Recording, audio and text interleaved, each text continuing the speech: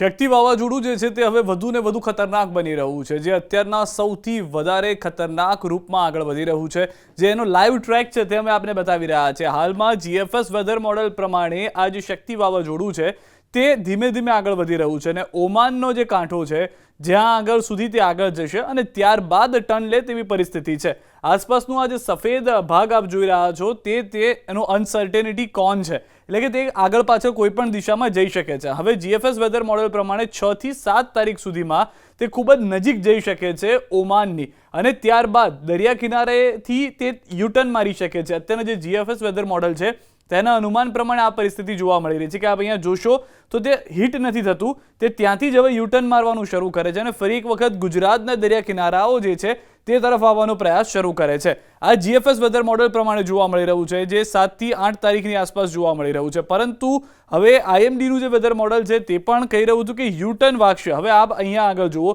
ECMWF weather model પણ એ કહી રહ્યું છે કે તે ઓમાન સુધી નહીં જાય, પરંતુ તેની પહેલા જ તે યુટર્ન મારી લેશે અને યુટર્ન માર્યા બાદ તે ફરી એક વખત ગુજરાત તરફ આવવાનો પ્રયાણ કરશે। હવે અહીંયા આગળ એ પણ સમજવાની જરૂર છે કે અત્યારના તે તેની તીવ્રતા ઉપર છે, 135 કિલોમીટર પ્રતિ કલાકની ઝડપે પવન ફૂંકાઈ રહ્યો છે, પરંતુ આગામી 24 કલાક મહત્વના છે કે જ્યારે તે યુટર્ન મારે છે કે કેમ એ જોવાનું છે, કારણ કે આગાહી કરવામાં આવી છે, આઈએમડી તરફથી કહેવામાં આવ્યું છે કે તે તેનો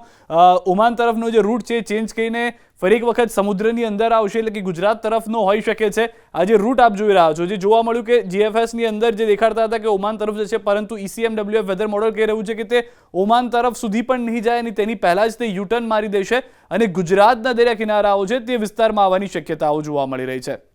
અહીંયા આગળ વધુ એક વેધર મોડેલ જે આઇકોન છે તેનું પણ એવું જ માનવું છે કે તે યુટર્ન મારીને આ તરફ પાછું છે। 6 થી 7 તારીખનો સમય હશે કે જે ગુજરાતના દરિયા કિનારા તરફ આગળ જતું આપ જોશો તો અહીંયા જોવા મળી રહ્યું છે। પરંતુ એક સારી વાત જે અત્યારના જાણવા મળી રહી છે, જે જણાવવામાં આવી રહી છે સારી વાત, તે પણ છે કે જે શક્તિ વાવાઝોડું છે તેની એટલી ગંભીર અસર ગુજરાત ઉપર જોવા નહીં મળે। સ્વાભાવિક રીતે અત્યારના જે રીતે આપણે ઉત્તર ગુજરાતમાં સૌરાષ્ટ્રના કેટલાક વિસ્તારોમાં વરસાદ જોઈ રહ્યા છીએ, થોડો પવન જોઈ રહ્યા છીએ, તો તે પ્રમાણેનો વરસાદ અને પવન હોઈ શકે છે। થોડું ઘણું અંશે નુકસાન દિવાળીને લઈને ખેડૂતોને થઈ શકે છે, ગૃહિણીઓ જે પોતાની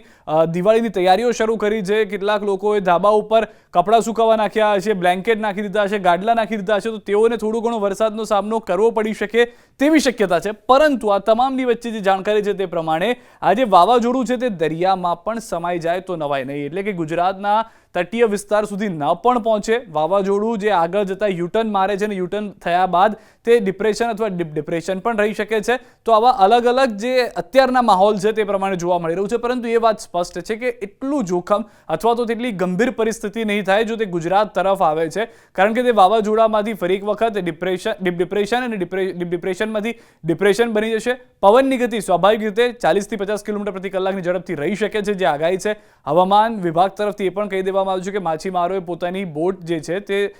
બંદરો ઉપર જ રાખવી,